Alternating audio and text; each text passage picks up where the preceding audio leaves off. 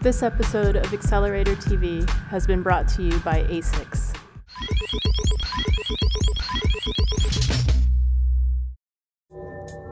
So, it's Mary Anne Hobbs. This is BBC Radio 1 Experimental. I've been broadcasting on the BBC for about 9 years now. In that time, I've been absolutely blessed with a platform that they've given me which is completely free. It's an absolute passion for me. I give my entire life to it. I'm completely obsessed with it. I'm listening to music maybe 10 hours a day, every single day. Every time I sit on a train or a plane or a bus or a tube train, whatever it may be, I've got headphones clamped on and I'm always looking for the next producer, the next man to come with, you know, some kind of fresh, elemental, incredible beat that you've never heard before in your life. That's the agenda for the show, really, I suppose. We are all the way live till 4 o'clock this morning and online all week at bbc.co.uk/Radio 1. I have I suppose, a symbiotic relationship with John Peel, you know, who was my greatest hero, who had the most incredible show that you can ever conceive of, really. I don't think anybody's ever going to be able to touch him in this lifetime or the next. And he made me understand how much you actually have to put into a programme to really make it consistent every single week and to draw an audience who are absolutely fascinated to hear what's coming next. Yeah! The realest thing right now, yeah? West Coast rocks. I just had to make the pilgrimage. I had to come out here and check out what was going on. Over the past kind of 18 months or so, I've supported individually so many of the artists that are working on the West Coast right now. I mean, obviously people like Lotus, people like Lazer Sword, Ghost on Tape, Daedelus, Gaslamp Killer. They've all done absolutely stunning mixes for the programme individually, and I've been playing a lot of music as well, tracks in isolation on the show. But I got this incredible sense of momentum building out here in Los Angeles and San Francisco, this incredible sense of spirit and energy and this kind of community of producers coming together, working together, and actually, rather than in isolation, pushing to create a scene and move a scene forward. And I feel that there's a flashpoint about to happen on the West Coast, and I wanted to be here to experience some of that energy and some of that incredible kind of forward momentum that's going on out here right now.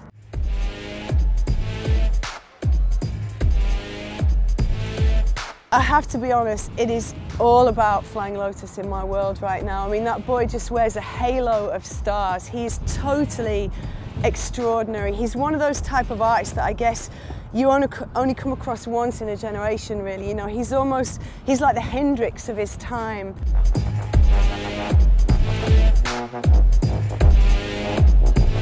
He has this incredible sort of fearless energy, and I don't know, it's explosive, it's completely incendiary, and I think in years to come people will look back at him as really the sort of the keystone figure that's right at the head of this movement. And it's almost like he's building a causeway brick by brick, and he's creating a brand new pathway for a whole raft of new generation producers to come down.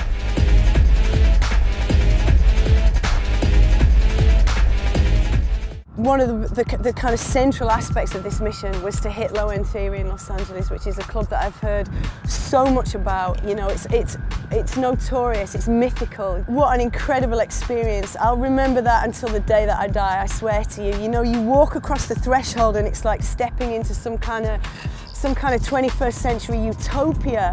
And, you know, all the producers are representing. Tebow's up in the place, Raj G's there, we got Samiyam, there was a whole crew of people, you know, all the residents who play at Low End Theory, Gaslamp Killer, Nobody D Styles, and you really, really feel this sense that Lotus is the godfather figure, you know what I mean? He's informed and influenced and nurtured so many of these people, you know.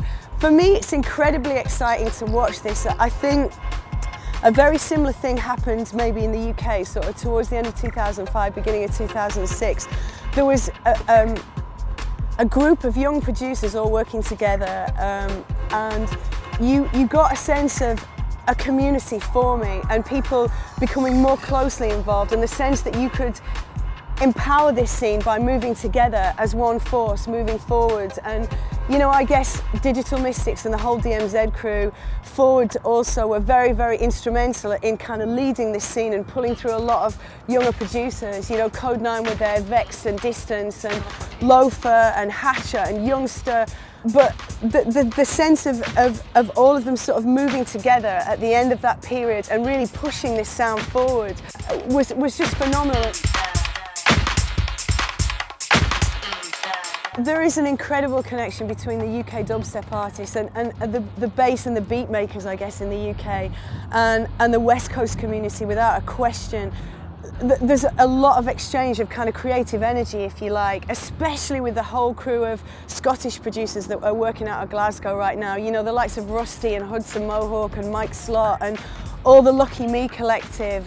And I think to a degree the Americans are really passionate. I mean, they really feel this sort of that filthy, murky British bass sound. They love it.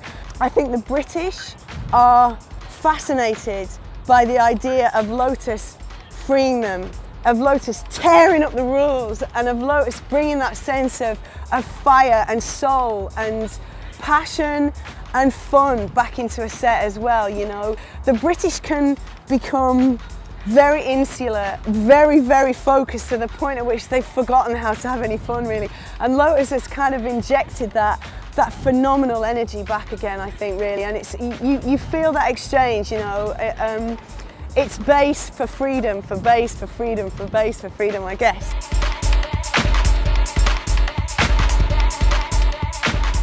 Pirate radios in the UK have never been more significant, really, than they are now. And you'll find there's kids all over, you know, with like a coat hanger out their bedroom window and a great big Rottweiler at the door, dropping the baddest new tunes that they can possibly find.